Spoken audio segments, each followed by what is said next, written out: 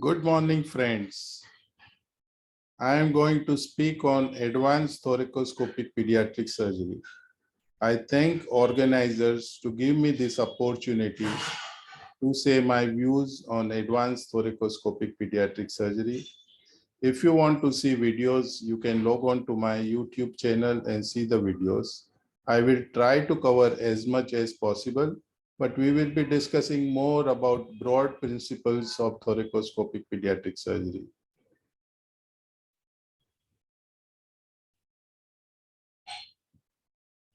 So what are the indications of minimal access thoracoscopic pediatric surgery? So the commonest indication is empyema, though the incidence of empyema is decreasing as far as our experience is concerned over last 10 years. What we were seeing 10 years back, we are not seeing today. In that, there are two ways, in the sense, if it is early phase or subacute phase, what we do is more of debridement. And in later stage, when they have chronic empyema, we can do the formal decortication, which which we see normally in open decort, something similar we can do even thoracoscopically. Then there are biopsies. Biopsies can be of lung, lymph node, pleura, and we have done of all these cases.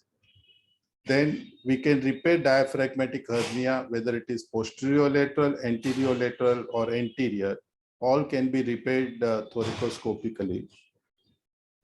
Cyst, mediastinal lung, we can take care of it. T fistula with esophageal atresia, recurrent T fistula can be repaired.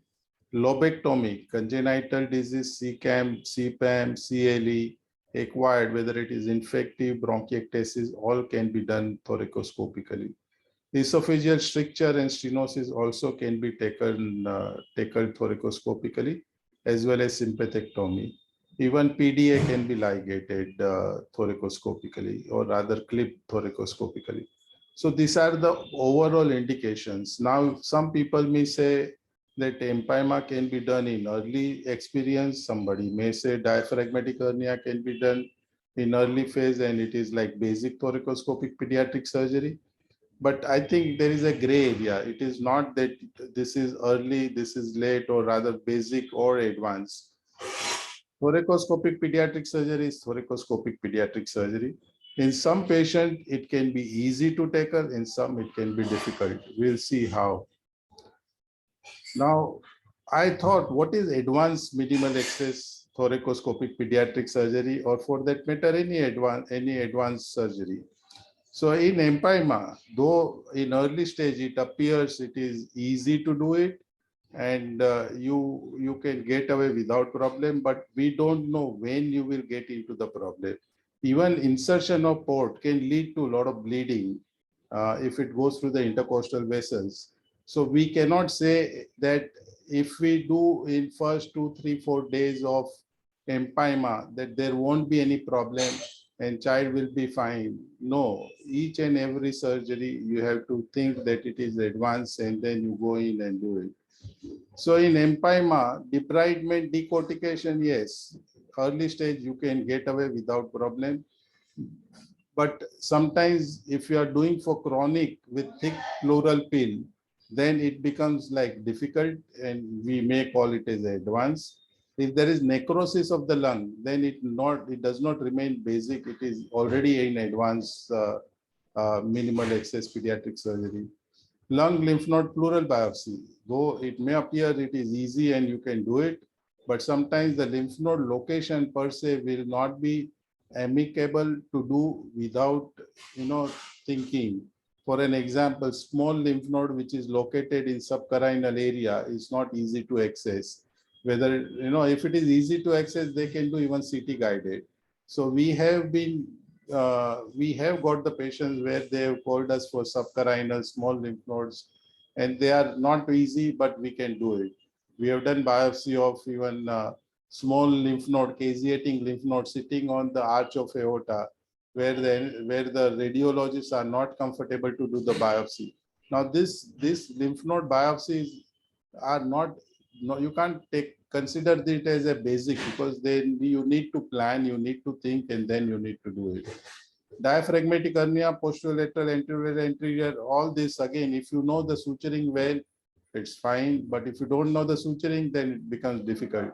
But when there is a defect which is large and not easy to approximate, it becomes difficult. You may need to reinforce with mesh and then suturing, which may not be easy. So that would be advanced. Cyst, mediastinal lung, if they are, if the trachea and bronchus are sharing a common wall, if it is duplication cyst, then it may become difficult because you need to make sure that you don't injure the esophagus. T fistula with esophageal atresia, because you are working in a small space, it is a difficult operation. Lobectomy, it's difficult, so falls into advanced category. Esophageal stricture stenosis, again, a lot of suturing, so it falls into advanced minimal access pediatric surgery. Sympathectomy is easy, it's not difficult. Now, suppose you have not planned and you get into something which is advanced, then what do you do it? So you can convert, means if you are caught with inadequate experience, then quickly take the decision and convert to open surgery. So always take consent for an open surgery, always have an open trolley ready. Now, if there is a help available within your institute, you can call them while you are doing. For an example, you are doing decortication and you find that there is a thick pill, you are not able to get into the correct plane. And if you think there is somebody who is more familiar with this kind of surgery, whether it is thoracic surgeon, whether it is general surgeon, whether it is your senior colleague, you can call for the help and you can do it together. He can guide you how to do it. Always be mentally prepared that basic surgery can become advanced surgery anytime. If it starts bleeding, it becomes advanced surgery. How will you prepare yourself to perform all this advanced minimal access thoracoscopic pediatric surgery? The most important, I think, is your understanding of the anatomy. And you have to go through the anatomy whenever you do any kind of advanced surgery, whether it is thoracoscopic, laparoscopic, any surgery. In fact, I have a application which I use it as and when I need to understand the anatomy more, then I will use that application. Working in a cardiothoracic department during residency will definitely help you. So if you get that opportunity, don't lose it. Even your 3 months work in that department will make you very confident in performing any thoracoscopic pediatric surgery. If you don't get that chance, then if you have any lab access to the lab, you can go in the lab and do dissection of the lungs or lungs as well as heart and vessels and hilar area. That will boost your confidence. Have anesthetists who are well experienced. They can guide you often. And of course they have to have time. They should not be push you that finish it fast. He doesn't have time. Then I think that's not the right anesthetist. Single lung ventilation. If you have experienced anesthetists, they can give you single lung ventilation because that will be very important in some of the cases like lobectomy. Of course, those who are well experienced, they can get away even without single lung ventilation for doing advanced surgery. But in early experience, if you have single lung ventilation, it is always helpful. Have access to advanced equipments, which includes bipolar vessel sealing device, staplers, hemlock clips. All this will help you in performing this kind of surgeries. As I told you, understanding of anatomy is very important. So you have to know how is the tracheobronchial tree is divided. So this is the trachea, this is right main stem bronchus, and if you know it is much shorter, and in adult the length is about 2.5 centimeters. So in newborn and children you can think it is 1.5 centimeter. So when you have to do single ventilation, single lung ventilation, blocking of the right main stem bronchus becomes very difficult. So whatever the endobronchial tubes are used, they are used for left side because that is easy, especially in the children. And all this anatomy is important as far as if you are going to do bronchoscopy or if you are going to do even lobectomy. So you need to know the anatomy. Here all the distances are written. So as I told you, selective ventilation is very important. Of course, it will be done by the anesthetists, but sometimes if you know, you can guide them. There are endobronchial tubes available right and left. Of course, as I told you, we prefer to use left because the right upper lobe bronchus is very close to the carina. And the smallest size what we get is 26 French, and you can't use in a child who is less than 8-9 year old or weighing less than 26 kilo. So if you have a kid who is 26 kilo plus, you may be able to use endobronchial tubes. Otherwise, you have to look for another option. You can use Fogarty balloon catheter using flexible pediatric bronchoscope. You can use balloon endotracheal tubes like this, and you can block whichever bronchus you want to ventilate. Often we end up using simple endotracheal tubes with CO2 insufflation. Now you can do any kind of procedures using this, but you have to make sure that there is no CO2 leakage around the port or through the port. So your port has to have good valves, good functioning valves, as well as you need to have rubber glove or catheter on the trocar, and you fix the trocar well. And only half to 1 centimeter of trocar should go into the chest cavity, so that there is no CO2 which leaks around the port, and then it will give you adequate uh, uh, collapse of the lung and visualization of the interest area. And I know one of our colleague, he struggled in first few cases. He spoke to me, and I just told him to do these simple things. And since then, he has done many T fistula thoracoscopically.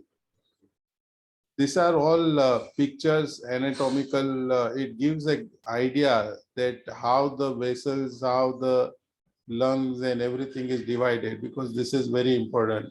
I'm not going to go in each figure, because you can read about the anatomy before you do any procedure, or you can go through the visualization using the application.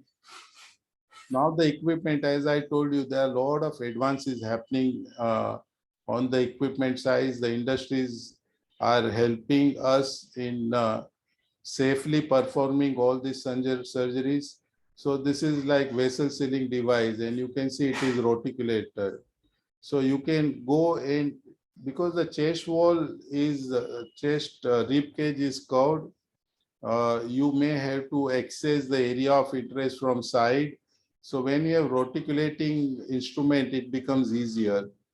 So this is again bipolar vessel sealing device. Now we are using 5 millimeter today, but 3 millimeters is available across the world, and we hope that we start getting at some point. Of course, a lot of cost involved using bipolar vessel sealing device. We hope that we will start getting reusable ones also. Then this is a hemlock clip. Now again, you can see this one is roticulating. So you can rotate it at an angle, and you can put it like your finger, it goes anywhere. An advantage of hemlock clip is that it locks inside. And because it locks, then it can't slip. My first lobectomy, which I tried, I could not successfully carry out. I had put the clips on the inferior pulmonary vein, and the one which was on the side of the specimen towards the lung, it slipped while handling. So it can give rise to the problem. By the time this slipped, we had divided most of the arterial supply. So we did not have major issue, but of course I had to convert into open surgery and then complete the operation. Then there are different kinds of ports also available. Of course, we don't use all these ports. We use the regular ports, but you have to have short ports, then it becomes easier, because your hands will not get tired because of the weight of the port. And this does not have valves also. So if you are doing in children, again, this does not become old. I mean, we don't like to use because there will be leakage of CO2. Then these are some more equipped. So this is Havelock clip. You can see the locking mechanism. These are bipolar vessel sealing device, endo loop. We make our own endo loop using Vicryl and lung biopsy. You can use it. These are different kinds of forceps available in case if you need, if you get into the bleeding, you can apply that on the pedicle and you can convert into the open surgery. The endo bags are available, roticulating staplers are available. So all this helps us while performing surgery.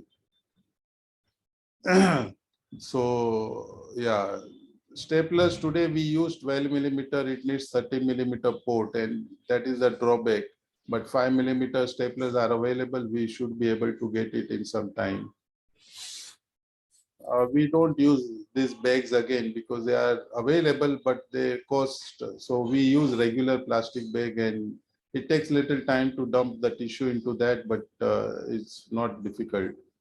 Now in staplers, many of us don't use routinely, and we don't know which stapler to be used. So you can have white and blue. Um, the white you can use for, on the vessels, and blue you can use on the lung tissue. So when it is open, the width of the stapler, it is about 2.5, and when it is closed, it is about 1 millimeter.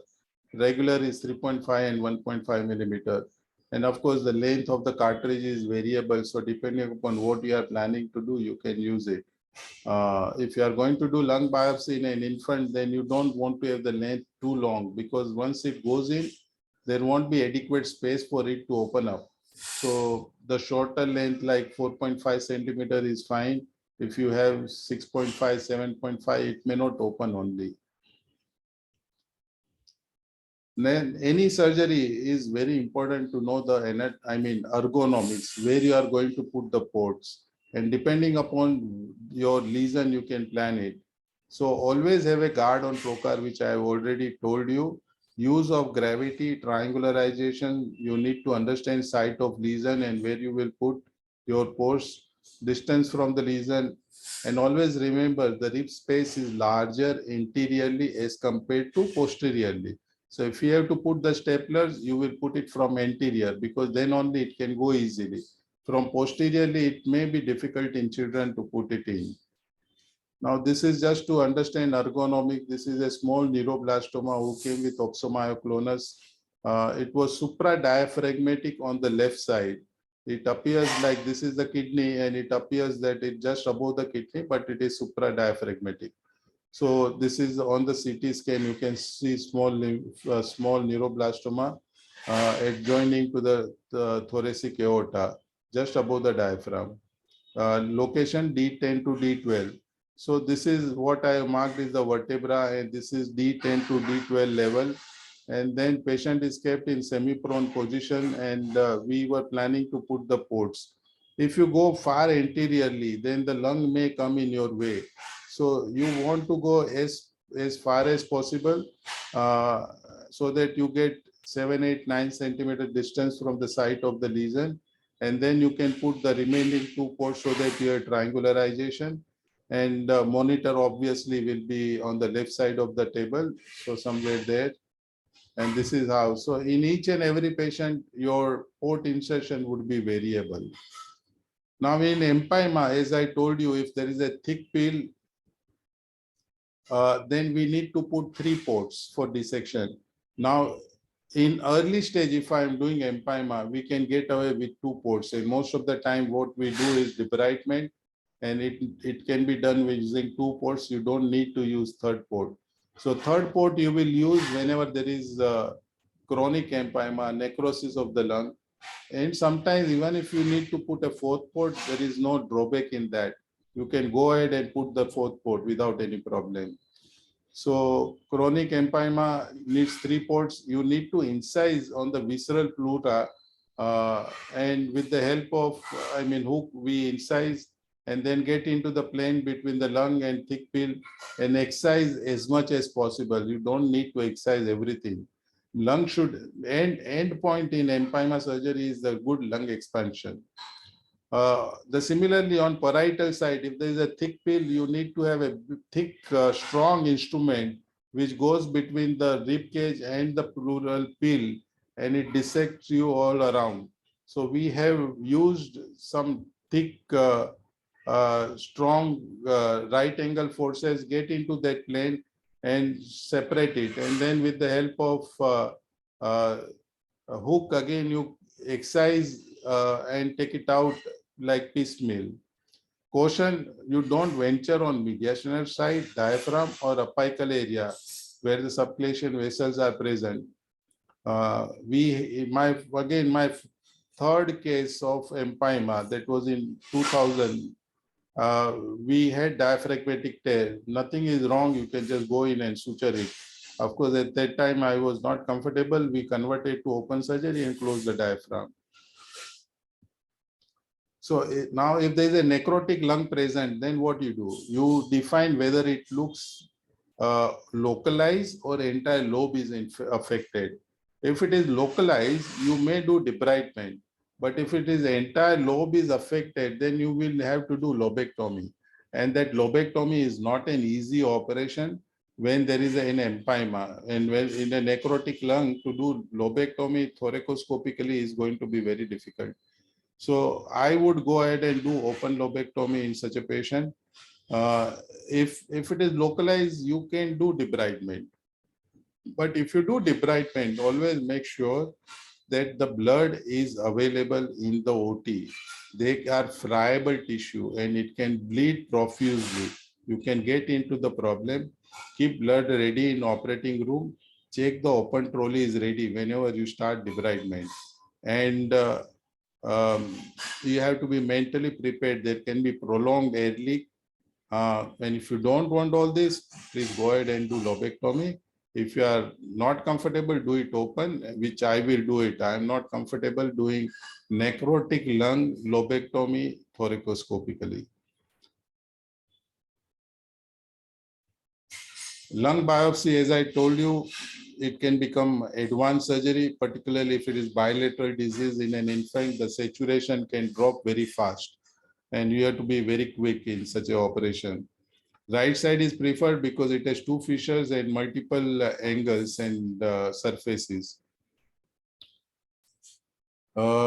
This we have already discussed. Roticulating staplers gives you better angle. Endo loop technique can be used when you have time. We like to use Vicryl and use two endo loops. So you need to know how to make Melzer, Roders, or any other sliding knot. I told you intercostal space is wide anteriorly and you put it through there. Lymph node biopsy, I told you that it becomes difficult when it is approach is not easy. So you have to plan it and you do it. Even for subcarinal lymph node, always approach from the right side. Yeah. We often go and discuss with radiologists location where exactly lymph nodes are located, or any other important tissue. For like that small neuroblastoma, you go and discuss with the radiologist and understand the 3D anatomy. Diaphragmatic hernia, all kind of diaphragmatic hernia we have done thoracoscopically, but only thing I can tell you is before you put the port, you don't know whether it is anterior or posterior. So you have to be mentally prepared to repair both. Your port position has to be ready to use for both. Some of the things I will not be able to explain in a short time, but reduction of content, you have to use head-eye position, increase the pressure gradually. If there is a desaturation, then wait for 2-3 minutes and restart. Some of my colleagues have done laparotomy to reduce the content and then repair the diaphragmatic hernia, push the content back into the abdomen and close the incision. Suturing under tension, use sliding or tumble knot. Extracorporeal suturing or knotting techniques can be used. Mesh should be handy for reinforcement in case if it is a large hernia. Coated mesh also should be available. If there is a deficient diaphragm, unflare the diaphragm where it is attached, but please be sure that you don't detach it. use of rib and not the intercostal space, because if you use intercostal space for suturing, then it can recur. Suturing, while suturing, always evert the edges and then take the bite. We like to use 2-0 polyester suture, but you can use any other equivalent suture. If it is anterior or Morgagni hernia, then we use laparoscopic approach, but it can be tackled even using thoracoscopic approach. If it is mediastinal cyst with sharing common wall between esophagus and trachea, you can do submucosal dissection of the common wall. Aspiration of the cyst at the appropriate point will speed up the dissection. We use Veris needle for aspiration. T fistula with esophageal atresia, suturing in a small confined space. So you need to have good experience. We use 5-0 PDA suture. The needle is quite small. We put it through 5 millimeter port and pull it out through 3 millimeter port.